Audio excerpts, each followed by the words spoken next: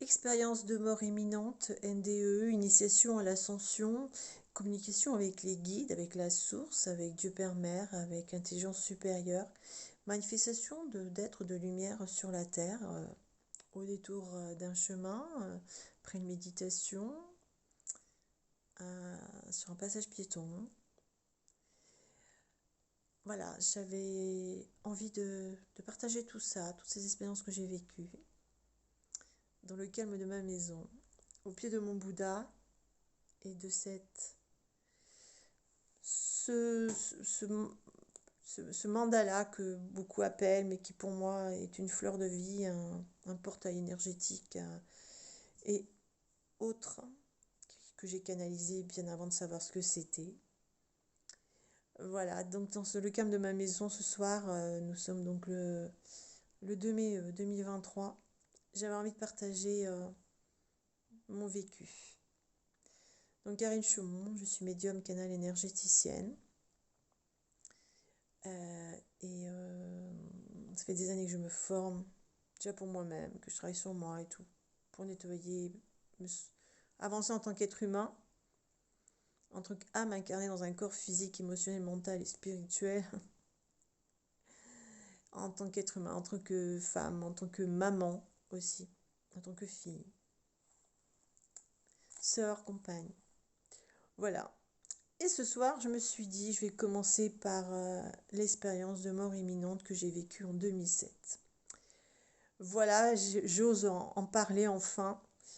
C'est pas facile d'en parler, comme beaucoup de gens qui ont vécu ceci, puisque ça nous amène à une grande introspection, une grande remise en question, à se demander si on n'a pas perdu la tête, si on n'était pas dans un rêve, si ce qu'on a vécu c'était vraiment vrai, et si notre entourage va nous croire. J'en ai parlé à certaines gens, hommes et femmes, que j'ai rencontrés depuis cette année 2007, mais je choisis bien à qui j'en parle. Et je vois que ça devient de moins en moins tabou et que tout le monde commence à s'y intéresser. Alors voilà, j'avais envie de raconter l'expérience que j'ai vécue. Alors voilà, c'était donc en septembre 2007. Je vivais à Minorque aux Baléares. J'étais séparée du père de ma fille et ma fille était en garde alternée et j'avais quand même une période assez compliquée avec le papa. Et cette année-là, donc, surtout en septembre 2007, donc j'ai traversé une période assez sombre. Voilà, vu ce qui se passait avec lui, je n'avais pas du tout le moral, j'avais les émotions à fleur de peau, je me sentais vraiment très très mal et je me trouvais sans solution. Pourtant, j'étais entourée par des thérapeutes, par des amis. Voilà, j'étais dans un contexte amical, social, c'était au top, c'était génial, quoi. Franchement, je vis dans un lieu magnifique, mais franchement, cette histoire, moi, en tant que mère, ça m'a affecté beaucoup. Et donc, j'ai commencé à ne plus avoir du tout le moral, à ne plus voir de solution. Et comme dans mon passé, j'avais déjà vécu 2 tentatives de suicide, hein, j'avais voulu partir de cette terre-là. Et j'avais appris après que j'étais revenue parce que j'avais pas le droit de remonter au ciel, en fait, c'était pas le moment. Et que la troisième fois que j'essayerais, en fait, je reviendrais paralysée, je n'aurais que ma tête pour réaliser mon projet de vie. Donc en fait, je m'étais dit, j'ai plus le droit d'essayer de me suicider. Donc voilà, j'étais dans cette situation-là. Voilà, c'est le contexte dans lequel j'étais. Et donc ce soir-là, donc j'étais avec une femme et 2 hommes, un moment d'apéro, de convivialité, et j'étais très négative. Donc en face de moi, j'avais un homme et une femme qui étaient en train de boire des bières et fumer de cannabis. Et à côté de moi, j'avais un ami qui s'appelait Rosé, qui lui était dans la police maître nageur, ce que je ne savais pas.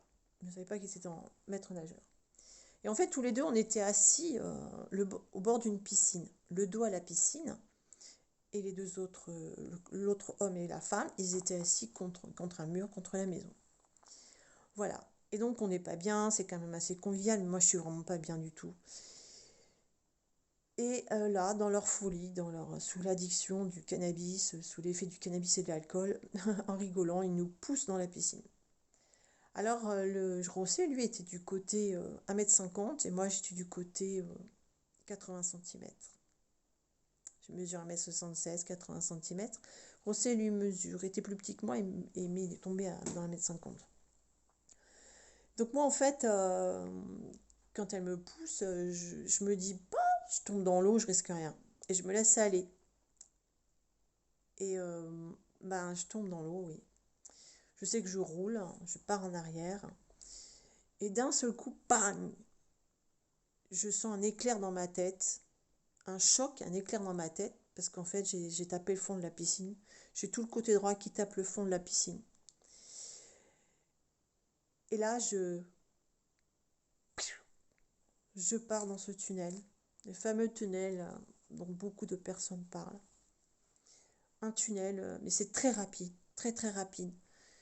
Je suis comme aspirée, happée.